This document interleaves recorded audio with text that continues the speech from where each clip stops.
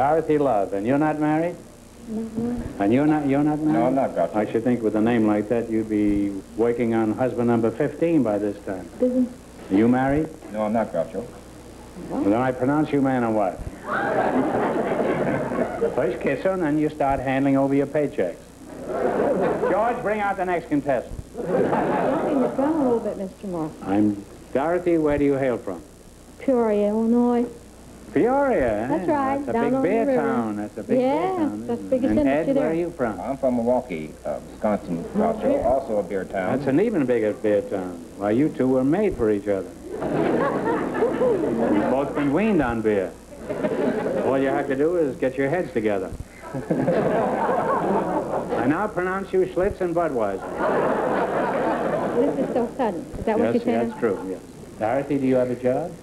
I teach at Hollywood High School and Fairfax High School in the adult education department. What do you teach? I teach speech improvement and speech arts in the fine art department to foreign-born, adjusting them to the ways of America. You're a dramatic coach, huh? That, too. But... You teach the foreign-born? Yes. Did you ever hear of Leo Rosten? Oh, yes. He's written a books are couple of wonderful. books about that very thing. Only my people are like that, and they're funnier, and they're for real. Do a lot of funny things happen in your schoolroom? Wonderfully funny. At least I think they're very... Tell us about something. They, for instance, one Christmas, the ladies decided that I had been single long enough, and so each one of them brought me a box with something black in it to lure myself a husband. Well, why would a black box bring you... Something in the box was black, and most of it was lingerie. Oh, I see. Odds and bits, you know, lingerie. Well, I don't wear any myself. You see, black underwear is supposed to have something to do with It's supposed to be allure. symbolic with the sin? Well, I don't think Have it you, can. do you have a job, Ed? This is a subject that I think we better depart from. Yes, You just sit around the house all day collecting your unemployment insurance. well, not very likely. You see, I work for the federal government and have been for the last 23 years. Well, Groucho. goodbye, Ed. It was nice meeting you.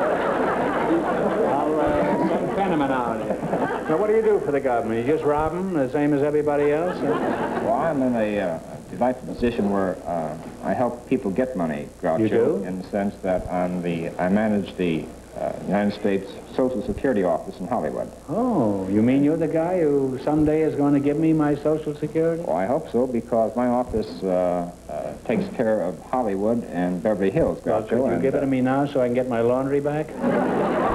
We'd be very happy to if you What do you reach have to that do to get retirement this age. money? Well, first of all, you have to be 65 if you're a man and age 62 for a woman. Yeah, and that's all? That's all. Besides working under Social Security a certain length of time to become what Well, you have call to work, insured. huh? Oh, yes. You have to work and pay taxes. Let's forget it. Good idea. As a matter of Now, fact, you say a we've, woman has to be 62? Have you ever met a woman who would concede that she was 62? well, this is the only time that it pays for a woman to tell the truth, when she is 62. And most people, well, we found that a lot of women have been 40 for so long, and immediately they're 62 when they file for Social Security. What a struggle they must go through, huh? Well, I can't get you two married. Don't you and Ed have some hobby in common? Perhaps I've overlooked something that might bring you together. Dorothy, when you're not teaching, what do you do? Ball the jack or anything? I fish off of the Santa Monica Pier, sport pier, you know. Oh, It's wonderful. It's You much like more fishing? Oh, I'd rather fish than eat. Well, apparently you've been doing both.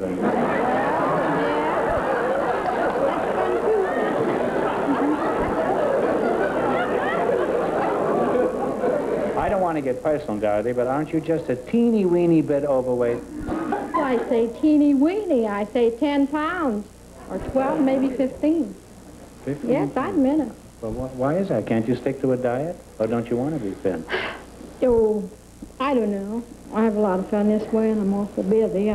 But I'd like to, we'd all like to be glamorous, you know, and that sort of thing. Well, I think you're glamorous. Oh, you do? Oh, Yes. Groucho, I And love I you. think you're witty, and I love think you. you're I cute, love and I you. think you're charming. I love And you. if this fellow doesn't I marry love you, he should be horsewhipped.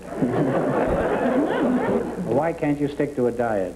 Well, Groucho, I'm going to be perfectly frank. Well, I can stick 2 days with it, and then frank about your underwear. You might as well be frank about I'm so bored with diets that I completely forget them, and I get all interested in my students and trying to help them, and fishing, and running a house, and this and that and other thing, and all. It's much easier to grab a hamburger at the corner drive-in. I see. Well, you worry about what balances with what, and add 5 to 10 calories and get some protein in the shall we change? Well, no. We have an expert here on the grounds here. Would you like him to come on? Oh, sure. I have drawers of diets. I know. You said they were black.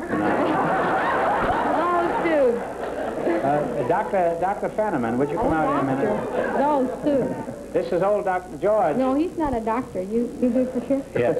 Now, would you mind explaining your problem to him, and maybe George can help you? Problem? Which one? That's the trouble. I mean about I'm a nervous overweight. nibbler, and then I worry. She's nervous about her weight now. I worry, and she's a nibbler. Yeah, nibbler. Well, that's too bad. It's expensive, I guess. That's too bad. You mean if when you go to a doctor and tell him you've got rheumatism or something, the doctor says that's too bad, and says, give me $10? George, let's be sensible for a second. What should she do about this problem? Well, I don't know what you should do about it. You don't have a problem. You're all right. I like it. I don't care either, but that's that easy. He doesn't know it, but he's got a problem. He's going to get bounced. That's. He's not a very good doctor. No. Ted, do you have any advice to give Dorothy? Well, none except that I follow a low-fat and high-protein diet. Well, Dorothy, I wouldn't want to change 1 ounce. The silly old protein, so I like you the way you are. Don't you, Ed? I think she's very charming. Thank you. You're very kind. I now pronounce you high protein and low fat. That'll be $3, please. Well, I'm sure you're both more interested in winning some money than in discussing your private problems. That would be nice. Dr. Fenneman, bring out the question box. What category have they chosen? World geography, right? Mm-hmm. You understand how to play the game? I think so. Well, you get 4 questions to make $500. And the 100 are easier than the 2, and the 2 are easier than the $300 question. Okay. There we are. You know, Ed, when it comes to your turn, you can take a $300 one if you want. Thank you, Groucho. You don't have to be influenced by Dottie. I don't know. For $100, where are the lakes of Killarney? I think so. Ireland? Ireland is right. You now have $100 and 3 more chances to make 5. For $200, what is the largest city in Finland?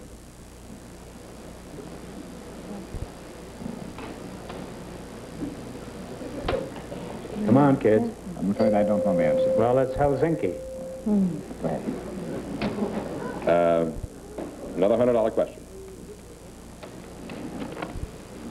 What important country shares the same peninsula with Portugal? Spain. Spain is right. You now have $200 question. $200.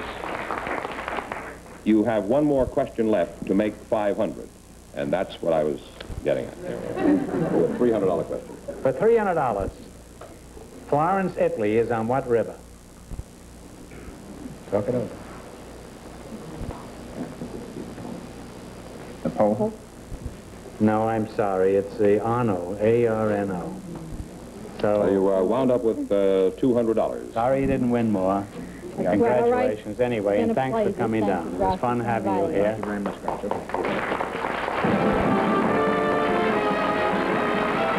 Groucho, we have Elsie Zeskind who wants to talk to you. And her partner You know she wants to talk to me. Oh, you figure that as long as they're here. Well, that's ridiculous. I might just be here to win some money. Elsie Zeskind is here. Yes. And her partner is a special told me guest. that. Yeah, but she doesn't want to talk to you now. No. Well, I don't blame her. I don't want to talk to you either. And her partner, I think you'll want to talk to, one of Hollywood's brightest young stars, Mr. Gene Nelson. So welcome to You Bet Your Life. Say the secret word and we'll buy the next one. How are you? This is one of the great American dances, Mr. Nelson. When I was a kid, I used to save up my money so I could go to the movies just to watch them. And your name is Elsie Zeskind, is that right? That's right. Isn't it a musical instrument, a Zeskind, that you play like this or something? Hungarian? Where do you spring from, Elsie? Philadelphia. Or at? What's that? Philadelphia. Philadelphia, huh? Why did you leave Philadelphia? You got sick of Scrapple? I left Philadelphia because my husband wanted to come out here. How long have you been married? 21 years. 21 years. That's a long time. How do you account for 21 years of inspired bliss? Do you have some secret that you could divulge? Well, it's not exactly a secret. I think a woman should let the man be the head of the house, respect him as such, and get to know him well enough so that, for instance, in my case, if he sits at the other side of the living room and looks at me and about to say something, I answer him before he says it. Must make it a very interesting conversation. How can you give him an answer when he doesn't even get a chance to ask the question? I know what he wants to say. Oh, he must be a real brilliant talker, this fellow. He doesn't get a chance. Oh, he doesn't get a chance to talk. No wonder you've been married 21 years. How about you, Gene? Are you married? Oh, yes, brother. Happily married? Very. Well, isn't this wonderful? A couple up here and both of them happily married. How old are you, Gene? I'm 39. Really? You don't look it. I think it's been a handicap in many respects. You mean the fact that you look so youthful? Yeah. In what way? Well, professionally it has. Uh-huh. When I was like 19 or 20, I looked about 16. When I was 25, I looked about 19 or 20.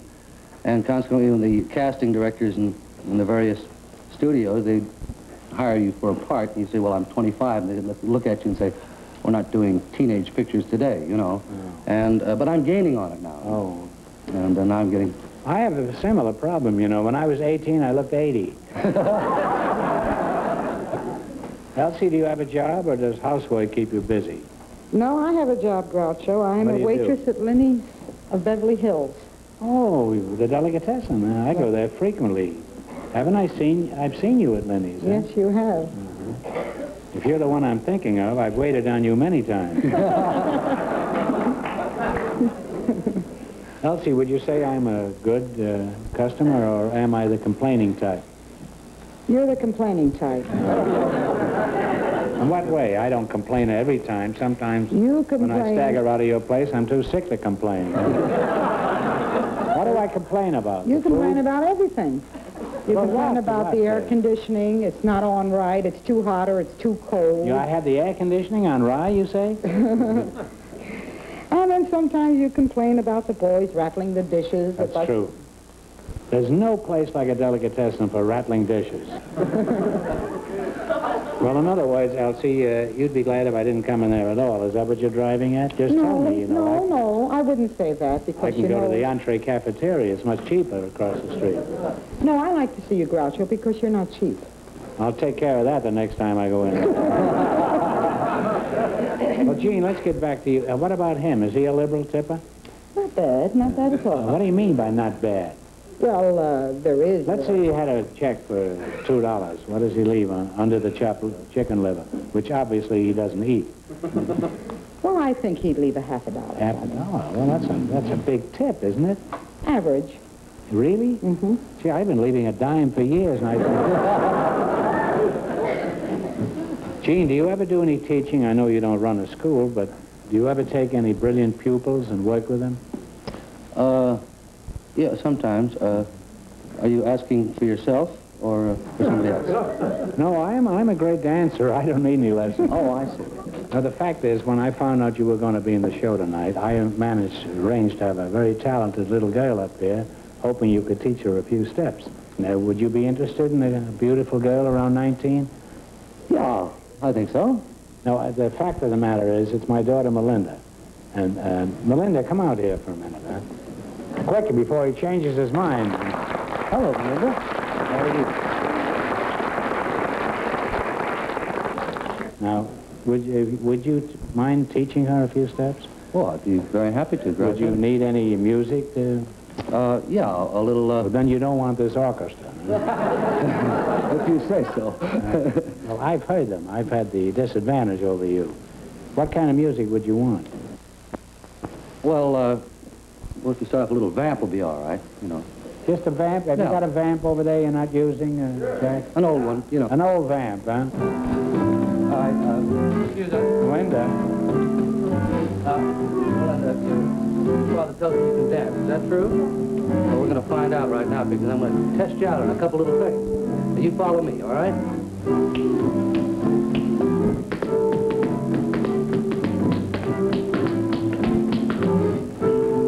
All right, now try this one.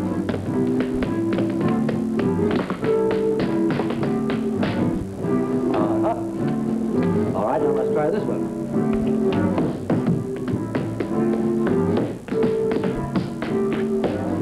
Would you like to give me lessons? I think you've been coaching your father on the side here. She's actually 40, I forgot. Oh, all right, there you go. Try this one.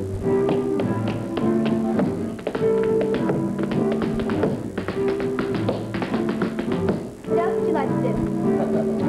Well, it looks like you don't need me at all. Jack, little music for the young lady.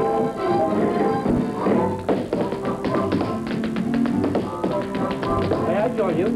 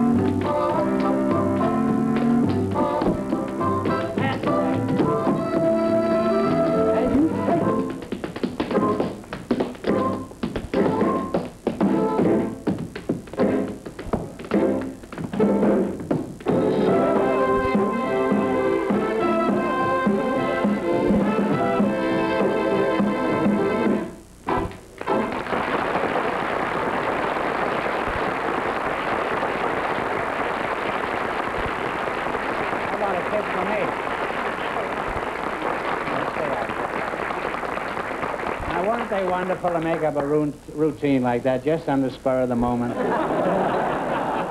Actually, they've been rehearsing for about 3 years. And it's been fun. Gene is an old friend of mine, and he came on the show to dance with Melinda just as a favor to me. And I thought it was real cute. Well, it was really a favor to me. Yeah, and a favor to me, because I'm not exactly impartial, you know, in my appraisal of this. But I thought she did a real cute job. She sure did. Kramer. Come here. You really smiled out now. Melinda, it was wonderful meeting you here tonight.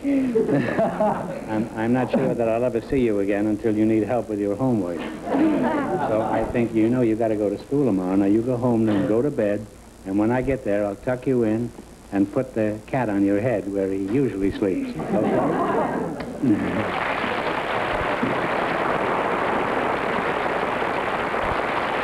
George, would you bring out the questions? What category have Elsie and Gene selected? You selected cities of foreign countries, right? Mm-hmm. You want to play the game? Yes, I think so. We have 4 questions to make $500. Go ahead. I'll see you. $200. For $200, here are the cities, Bergen and Trondheim. What's the country? It's a very, very famous city, Bergen, during the Second World War. The other city is Trondheim. You name the country. I'll take a guess and say Austria. No, you weren't even close. It was Norway. Well, you have 3 more chances to make $500. Another $200. For $200, here are the cities, Kazan City and Zamboanga. Z-A-M-B-O-A-N-G-A. And Q-U-E-Z-O-N, city. Kazan. Philippines. Right, Philippines. You played there. Right, low Zamboanga is where I played. You now have $200 and 2 more chances to make 5. Another $200 question. Here are the cities, Belgrade and Zagreb. Z-A-G-R-E-B. What is the country? Yugoslavia. Yugoslavia is right. You now have $400 One more chance to make 5. Yeah. For $200. Here are the cities, Pilsen and Prague. What is the country? Prague is Czechoslovakia. That is right. You don't even ask him anything. And you wind up with $500, which means that you... $600, I beg your pardon. $600, so you get a chance at the big money later on. Thanks for showing up, and thanks for teaching my daughter that dance. It was a pleasure, gracias.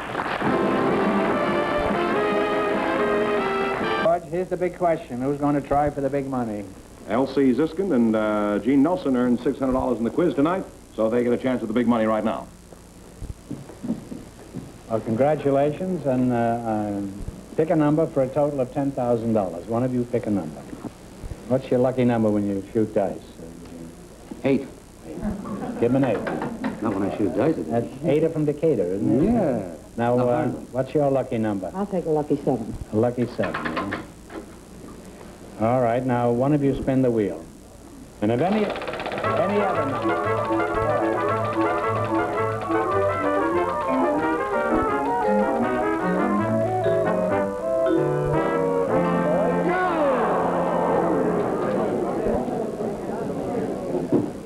Your numbers were 7 and 8, and it landed on 6. Well, this question is worth a total of $2,000. The ultimate in mountain climbing was reached in 1953 when 2 men stood on top of Mount Everest.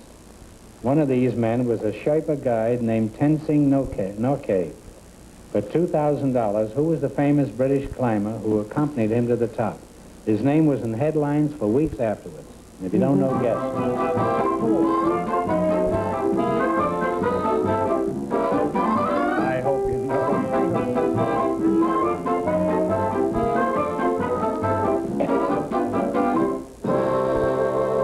What is the answer you two have decided upon? Hillary. Hillary is right, Sir Edmund Hillary. So you've won.